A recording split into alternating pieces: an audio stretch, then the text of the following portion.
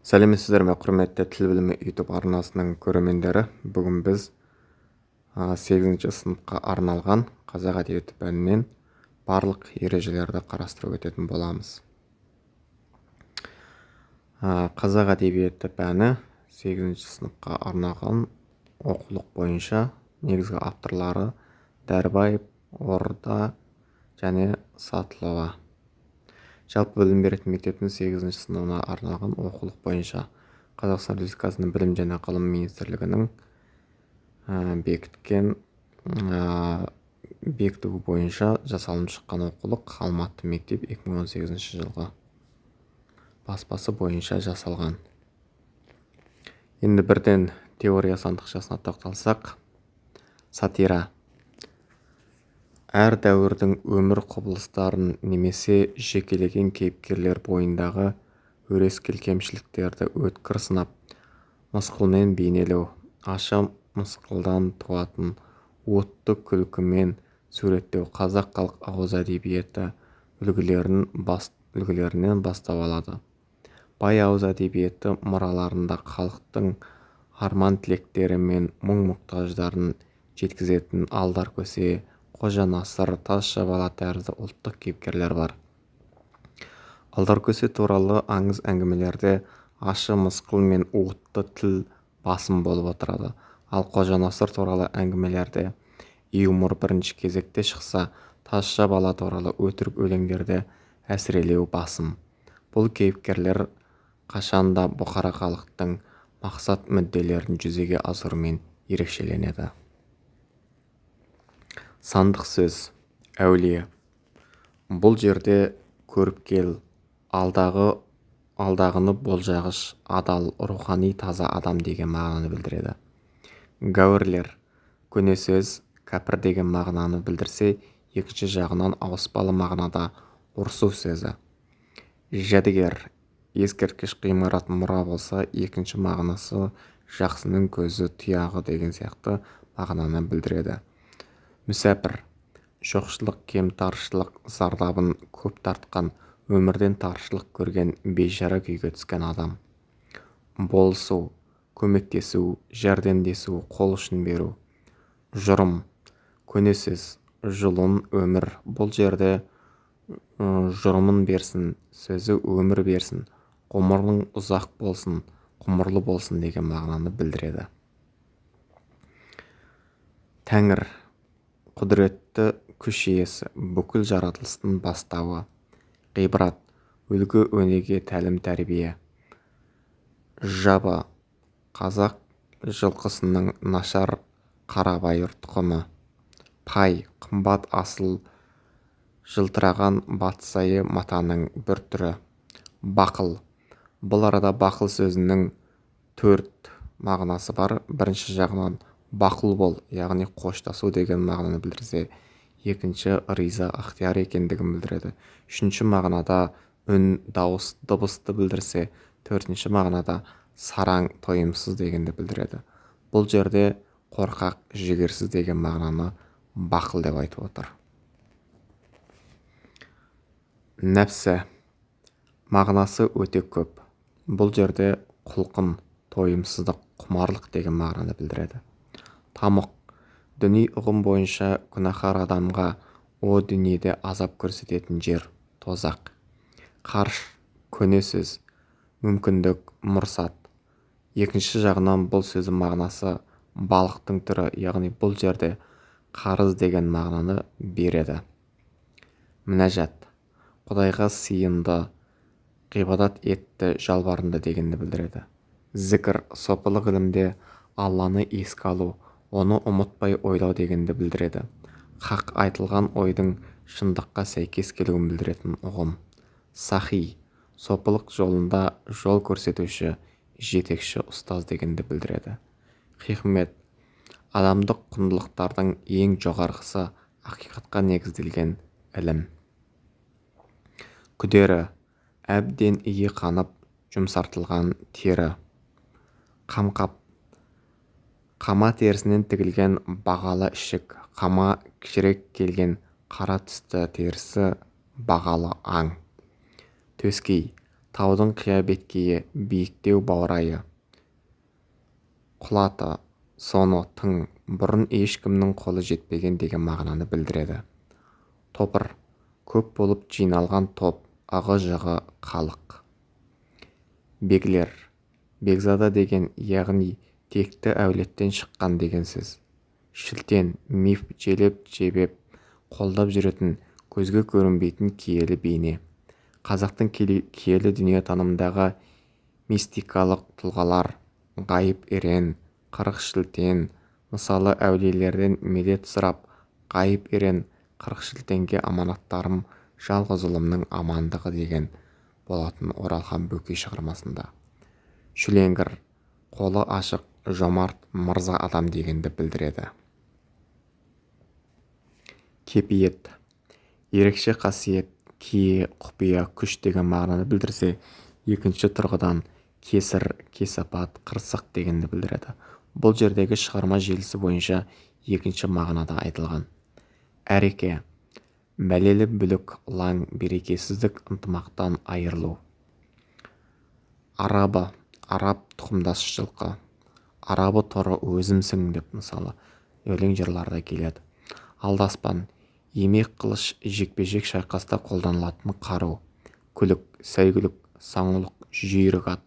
Екінші мағынада әйгілі, атақты деген мағынада. Берен, бірінші жағынан бұл пышақ сияқты қару. Екінші қымбат асыл мата. Үшінші асыл матадан тігілген киім. Төртінші мағынасы оңғысы ұзын, шиті, мылтық, берен мылтық, кезену деген сияқты. Денеге қару өткізбейтін болат сауыт немесе шыны пластикалық кеудеше. Ауыспалы мағынада батыр, ер деген мағынаны білдіреді. Берек, бұл жерде құнарлы, нәрлі деген мағына. Қиян, жер, аймақ, алыс шалғай жер, жердің түбі. Ауылнай, ең төменгі әкімшілік лауазым, ауыл старшына. Бәйт, бір мақаммен сарынмен айтылатын, қос тармақта егіз ұйқаста құрылған өлең шумағы. Бұл жерде өлең, жыр. Қоспақ, бура, екі өркешті түйе тұқымының аталығы. Мен нармаяны бір өркешті түйе тұқымының айналығы. Будандастыру арқылы алынған түйе тұқымы қоспақ болады. Асылзада, көне сөз, ерте кездегі ақсүйек тұқымына жататын адам. Ардақты, қадірлі, аяулы, зиялы деген мағынаны білдіреді. Бұл жерде жақсының баласы деген сөз. Қоңсы, көрші ауылдас, бір-бірімен іргелес, қатар отырған. Бұл жерде күн көрісі төмен, әл-ауқаты аз адамдар деген мағынада. Сүйектес, қыз алып, қыз беріскен, сүйегі жақын немесе туыстас деген мағынада айтылады. Адыра, бос, құр, бекер. Ал адыра қалғыр, бұл қарғыс деген мағынаны білдіреді. Сәске, күн көкжиектен арқан бойы көтерілген мезгіл, яғни түс кезі. Сәске деген түс. Нәл, бұл жерде аяқ киімнің өкшесі мен табан тұмсығына қағылатын темір тақта немесе тақа деп айтамыз. Зер, бұл жерде алтын, күміс, мыс талшықтар араластырылып тоқылған қымбат мата. Оқа материал, өте қымбат материал. Абыз, жорыққа шығарда бата беретін, болжам жасап жорамал айтатын сәуегей адам. Сонар, із түспеген, жаңа жауған қар беті, яғни ешқандай қардың бетін баспаған, адам аяғының ізі түспеген жер сонар деп аталады екен. Барымта, бұл жерде кек қайтаруды құн төлеумен алмастыру. Матай, найман руының ішіндегі бір тармағы. Жығыт, түлкі терісінен сәндеп тігілген тымақ. Теория сандықшасы. Пролог. Пролог грек тілінен аударғанда алғы сөз дегенді білдіреді. Көркем шығармаға кіріспеннің бір түрі.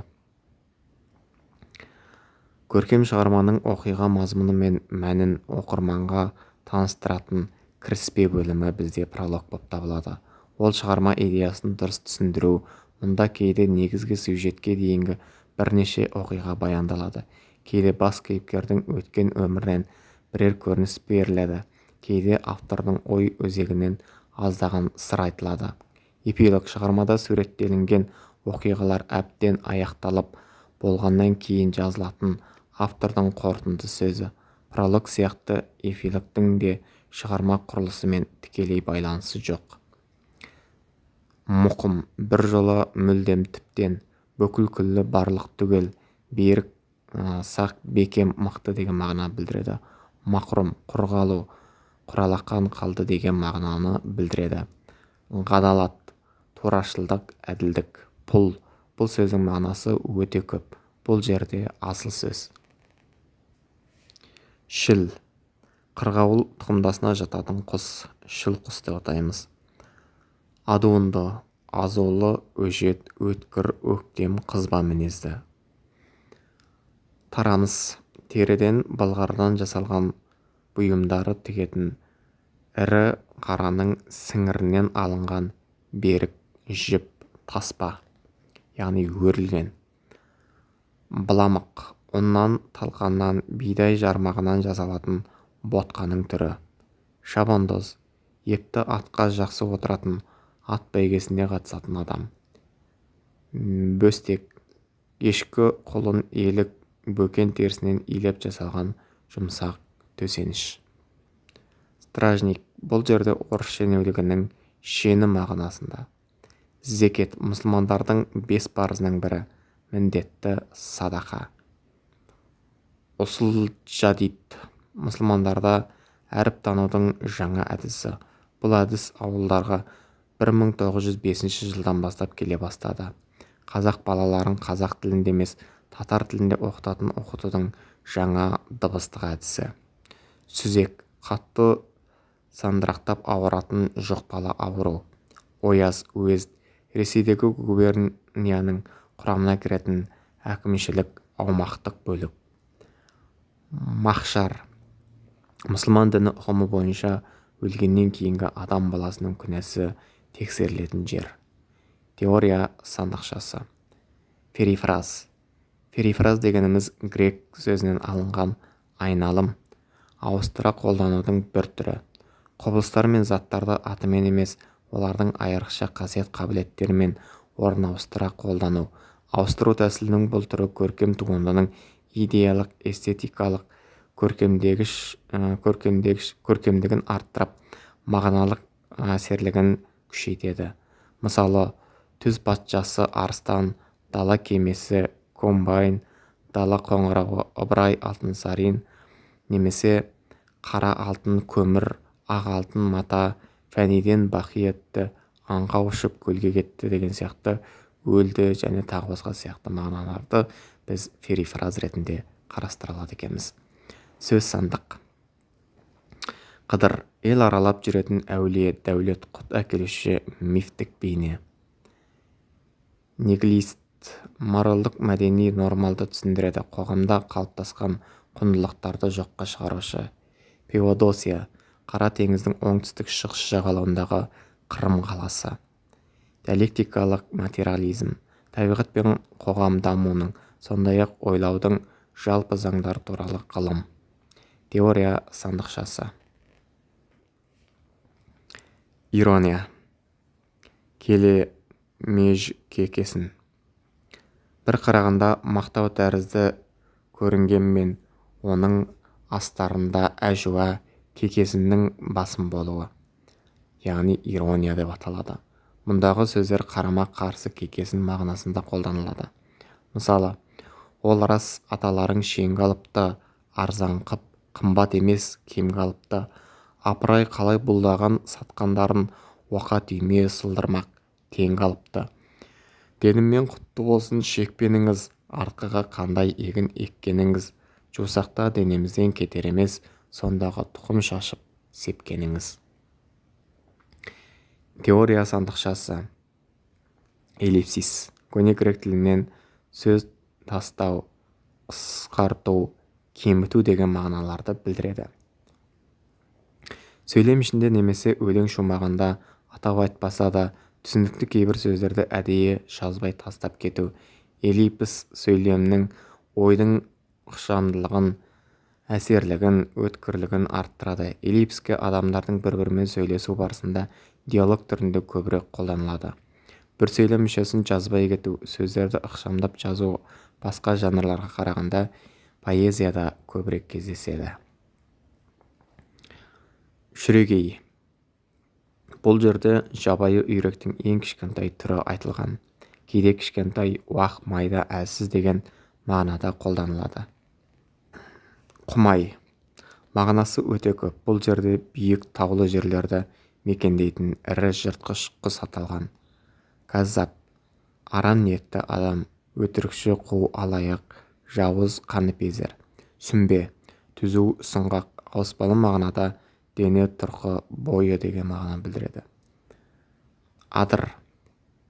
Бір-біріне ұласып, тұтасып жатқан биік қырқа дөңес жер. Мақпал. Тығыз тоқылған түкті әрі жұмсақ қалың мата, яғни барқыт, ауыспалы мағынада жұмсақ, майда дегенді білдіреді. Ойсыл қара. Қазақтардың наным сенуі бойынша түйе малының сақтаушысы, яғни пірі. Түйе малының жалпы атауы бізде ойсыл қара деп аталынады. Бұйда. Өгіздің не түйенің мұрындығына тағылатын ұзындығы 2-3 құлаштай бау, бас жіп, яғни жетек жіп. Бұйда деп аталынады. Тулақ. Бұл жерде төсегіш ретінде қолданылатын жүні алынбаған мал терісі. Көп мінілген, азып арыған ат тулақ ретінде айтылады. Теория сандықшасы.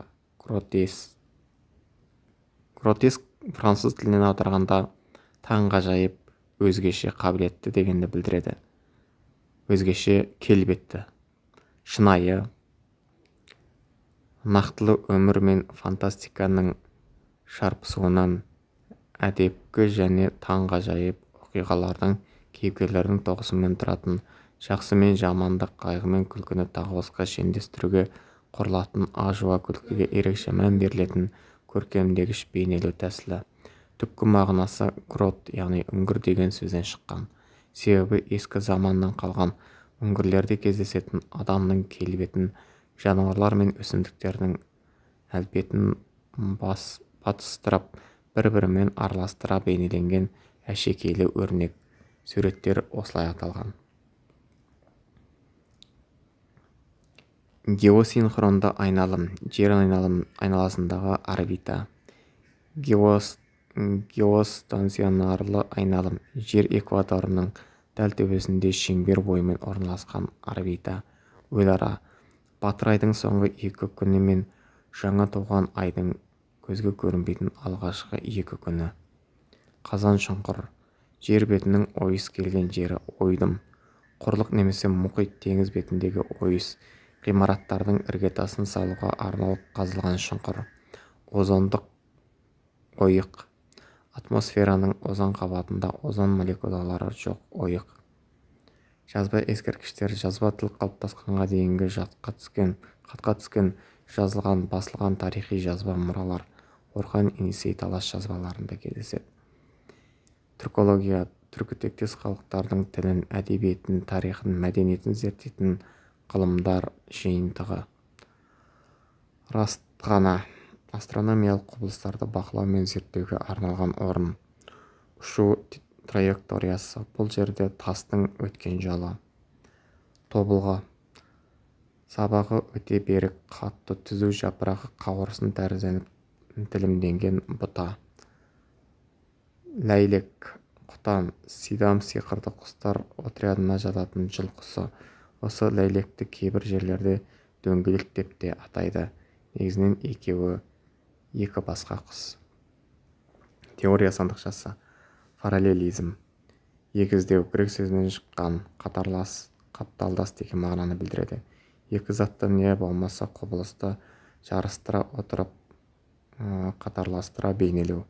Көркем әдебиеттегі бұл әдіс жекелеген кейіпкерлердің көңіл-күй құбылыстарын табиғатпен ұштастыра бейнелеуінен көрінеді. Абай бастаған қазақ ақындарының поэзиясынан психологиялық параллелизм анық байқалады. Лирикалық кейіпкердің көңіл-күйін, сезімдерін табиғат жаратылыс құбылыстарымен сабақтастыра суреттеудің жоғарғы сапасы психологиялық егіздеу.